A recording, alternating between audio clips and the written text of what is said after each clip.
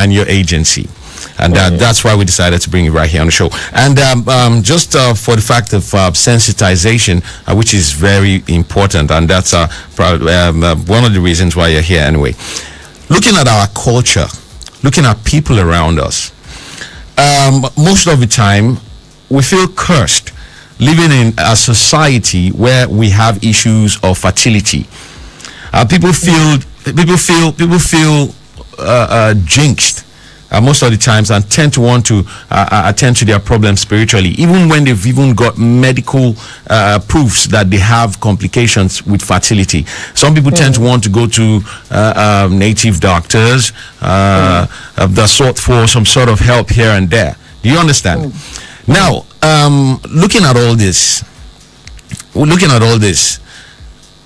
do you think? Do you think people will still have the nerve or the need to visit agencies like yours, considering the societal challenges that they have in, somebody would think that somebody else carried my baby for me. So how do you manage these kind of situations when you have people like that?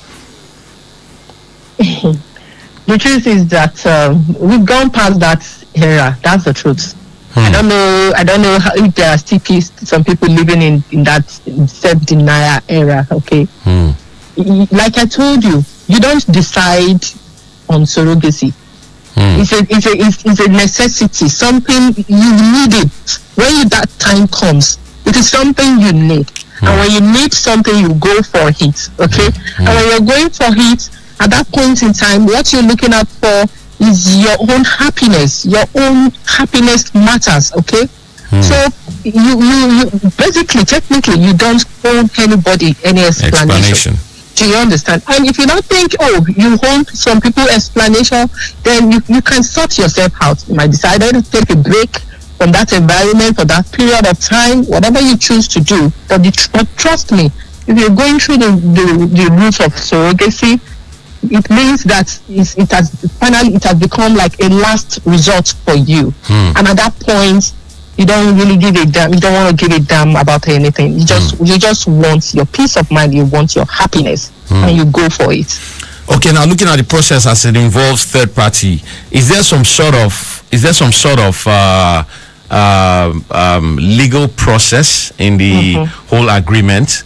Is there some legal backings that is necessary to be put in place? Yes, there is. Just like the way surrogacy is practiced in every other part of the world, so also is the way we practice it. Okay, so there are contracts to be signed between us, contracts to be signed between the intended parents and us, contracts to be signed between us and the surrogate mothers.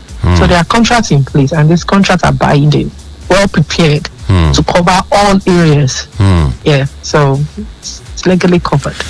All right, Ron, we will take a very quick break, okay? And when we get back, I'm sure our listeners definitely want to ask one or two questions.